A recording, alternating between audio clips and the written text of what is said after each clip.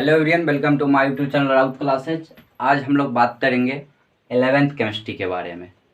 पहले हम लोग केमिस्ट्री को साइंस के अंतर्गत पढ़ते थे, जो कि एक छोटा सा भाग होता था, ठीक है। लेकिन अब उसी का विस्तार रूप पढ़ेंगे।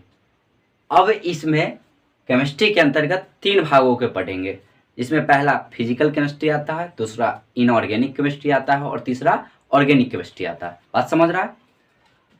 तो इसमें से सबसे पहले हम लोग फिजिकल केमिस्ट्री के बारे में आज जानेंगे। उसके कुछ महत्वपूर्ण कॉन्सेप्ट के बारे में जानेंगे, कुछ इम्पोर्टेंट कॉन्सेप्ट के बारे में जानेंगे, जो कि बेसिक होगा, बिल्कुल बेसिक होगा, ठीक है। तो उसमें सबसे पहले हम लोग जानेंगे कि मैटर क्या होता है। पहले आप जान चुके होंगे, उसी का आप धीरे धीरे लेवल बढ़ाएंगे, ठीक है। तो देखिए, दुनिया की हर एक वो चीज़ जिसमें क्या हो, कुछ द्रव्यमान हो और वह कुछ स्थान को घेरता हो, क्या करता हो, स्थान को घेरता हो, उसको क्या बोलेंगे हम लोग? तो इसको मैटर बोलेंगे। मैटर को ही पदार्थ या द्रव्य कहते हैं। क्या कहते हैं? पदार्थ या द्रव्य कहते हैं। कोई दिक्कत नहीं। देखिए, मैटर को भी 2 रूप में क्लासिफिकेशन किया गया है। पहला है फिजिकल और दूसरा केमिकल। 2 रूप में मैटर को क्लासिफिकेशन किया गया है, ठीक है। मैटर का क्लासिफिकेशन क्या रूप में किया गया है? 2 रूप में किया गया है, ठीक है।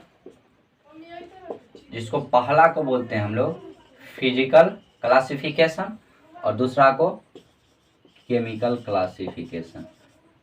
कोई दिक्कत नहीं। अब देखिए, फिजिकल के अंतर्गत भी 3 प्रकार के आते हैं। फिजिकल के अंतर्गत भी 3 प्रकार के पदार्थ के पार्ट आते हैं। इसमें पहला होता है सॉलिड। क्या होता है? सॉलिड। इसको क्या बोलते हैं? ठोस बोलते हैं। दूसरा होता है द्रव, जिसको हम लिक्विड बोलते हैं। क्या बोलते हैं? लिक्विड। कोई दिक्कत नहीं। और तीसरा होता है गैस। क्या होता है? गैस। कोई टेंशन नहीं। अब देखिए, सॉलिड के अंतर्गत भी बहुत सारे गुण होते हैं। क्या होते हैं? बहुत सारे गुण होते हैं, जिसमें से 2-3 गुण के बारे में हम लोग आज जानेंगे। देखिए, सॉलिड में होता है एक अंतराण्विक बल बहुत ज़्यादा होता है। क्यों ज़्यादा होता है? क्योंकि उसमें होता है कि इसके जो कण होते हैं वह बहुत एक दूसरे के बहुत नज़दीक होते हैं, बहुत क्लोज होते हैं, जिसके कारण क्या होता है, इसमें अंतराण्विक बल बहुत ज़्यादा होता है। और इससे थोड़ा सा कम लिक्विड में होता है। किस में होता है? तो लिक्विड में होता है। कोई दिक्कत नहीं। और गैस में तो बहुत ज़्यादा होता है, बहुत बहुत बहुत कमज़ोर होता है। क्या होता है? तो अंतराण्विक बल इसमें बहुत ज़्यादा हुआ, इसमें अंतराण्विक बल क्या हुआ, उस ठोस की अपेक्षा क्या हुआ, कम हुआ। और सबसे ज़्यादा अगर अंतराण्विक बल कम किसी में होता है तो वह गैस में होता है। कोई टेंशन नहीं। तो ये हम अंतराण्विक बल के बारे में पढ़े। अंतराण्विक, कोई दिक्कत नहीं। अब इसका देखिए, ठोस का जो होता है आयतन, क्या होता है? आयतन। यह निश्चित होता है। क्या होता है? निश्चित होता है। जैसे ये देखिए मार्कर है, तो इसका जो आयतन होगा, जो यहाँ पर होगा, वही आप अमेरिका में चले जाइए, ऑस्ट्रेलिया में चले जाइए, कहीं भी लेके चले जाइए, उतना ही इसका आयतन होगा।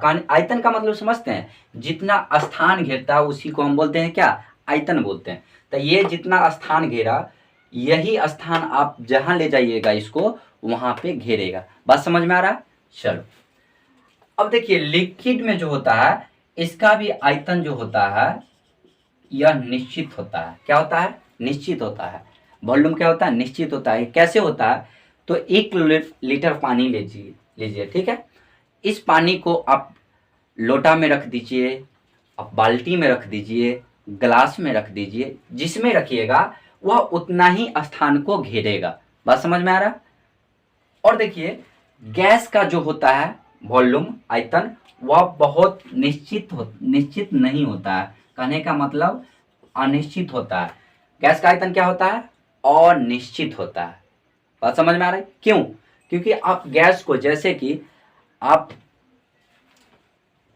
अगरबत्ती जला रहे हैं, ठीक है, उसका धुआं अगर एक कमरे में रखिएगा तो उसका पूरा धुआं एक ही कमरा में रहेगा, एक ही कमरा का स्थान घेरेगा। लेकिन अगर आपको उसको खुला में छोड़ दीजिएगा तो सारे जगह क्या हो जाएगा, उसका धुआं फैल जाएगा। मतलब कि वह जहाँ पे जाता है उसका उतना आयतन ज़्यादा हो जाता है। तो गैस का आयतन जो होता है अनिश्चित होता है। बात समझ में आ गई। अब देखिए, अब बात करते हैं आकार का। इसके क्या चीज़ का, तो आकार का। देखिए, सॉलिड का आकार जो होता है वह निश्चित होता है। क्या होता है, निश्चित होता है। क्यों, ये जैसा है इसी प्रकार का न रहेगा, चाहे आप जहाँ भी ले जाइए इसको। यहाँ पे रखिए, भारत में रखिए, अमेरिका में रखिए, या जहाँ पे भी जाना है लेके जाइए, आप ऐसा ही रहेगा, इसका शेप में कोई परिवर्तन नहीं होगा। बात समझ में आ गई। लेकिन लिक्विड का जो आकार होता है वह बदलते रहता है। कहिएगा कैसे सर, तो जैसे लिक्विड को 1 लीटर पानी लीजिए, इसको आप गिलास में रखिए तो गिलास जैसा बन जाएगा। बाल्टी में रखिएगा, बाल्टी जैसा ले लेगा उसका आकार। आप जिस बर्तन में रखिएगा उसका आकार ये लिक्विड ले लेता है। बात समझ में आ गई। चलिए, इसीलिए इसका जो आकार होता है वह निश्चित नहीं होता है, फिक्स्ड नहीं होता है। और गैस का, इसका भी आकार निश्चित नहीं होता, क्योंकि गैस को आप जिधर ले जाइएगा, जैसा ले जाइएगा उधर ऐसा जैसे गैस सिलेंडर में देखिए, गैस सिलेंडर में रखे तो गैस सिलेंडर का आकार ले लिया, उसी को दूसरे चीज में रखेंगे तो दूसरे जैसा हो जाएगा। बात समझ में आ रहा है। तो ये क्लियर हो गया। अब देखिए, केमिकल के अंतर्गत 2 तरह के आते हैं पदार्थ। पहला शुद्ध पदार्थ,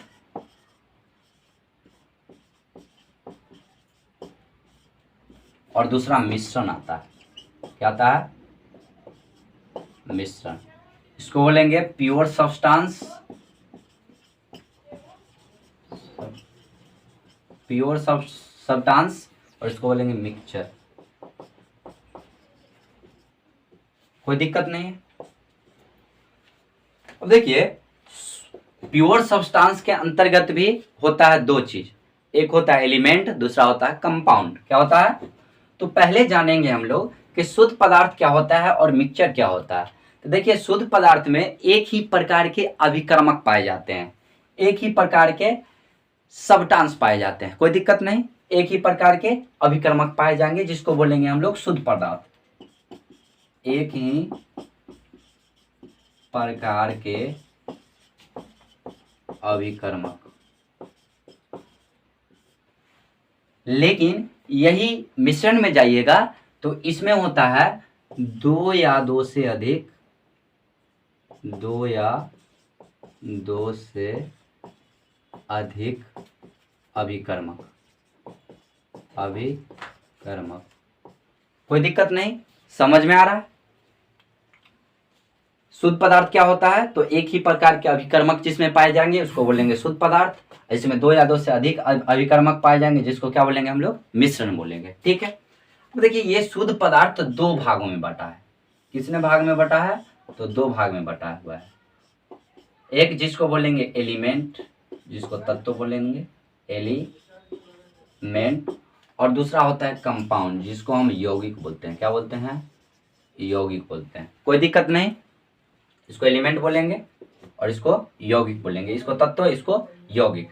अब देखिए, तत्व क्या होता है, तो तत्व होता है जिसमें एक ही प्रकार के परमाणु होते हैं। क्या होते हैं, एक ही प्रकार के परमाणु होंगे, एक ही प्रकार के एटम होंगे। लिख देते हैं, एक ही प्रकार के परमाणु। और इसमें कंपाउंड में हो जाता है, यौगिक में हो जाता है विभिन्न प्रकार के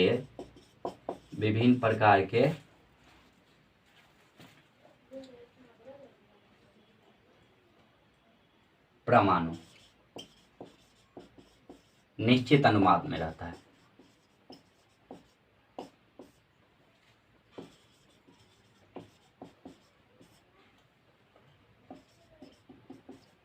निश्चित अनुपात में रहता है।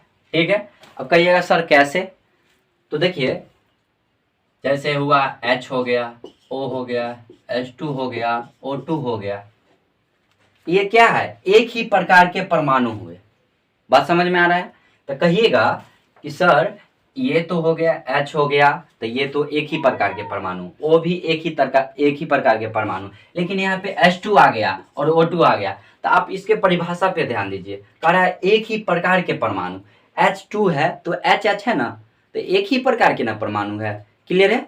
चलिए अब देखिए इसमें है, इसका एग्जाम्पल देख लीजिए, CO2 H2O, कह रहा है विभिन्न प्रकार के परमाणु निश्चित अनुपात में रहते हैं। देखिए CO2 निश्चित अनुपात में है, H2O निश्चित अनुपात में है, हाइड्रोजन 2 अनुपात में है और ऑक्सीजन 1 अनुपात में। तो ये है विभिन्न प्रकार के परमाणु एक निश्चित अनुपात में रहते हैं, कोई दिक्कत नहीं।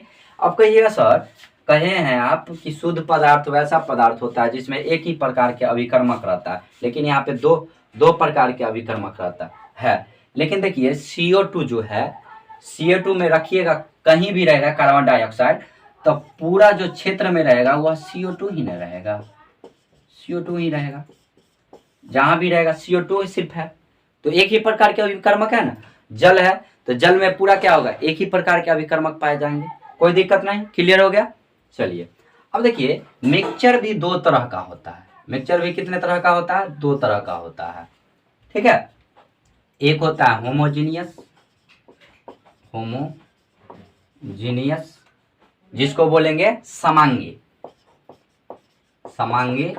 मिश्रण, और दूसरा होता है हेटेरोजीनियस। क्या होता है? हेटेरोजीनियस, जिसको बोलेंगे विसमांगी। कोई दिक्कत नहीं। समांगी में होता है, इसका जो अवयवी कण होता है, अवयवी कण का संगठन समान होता है।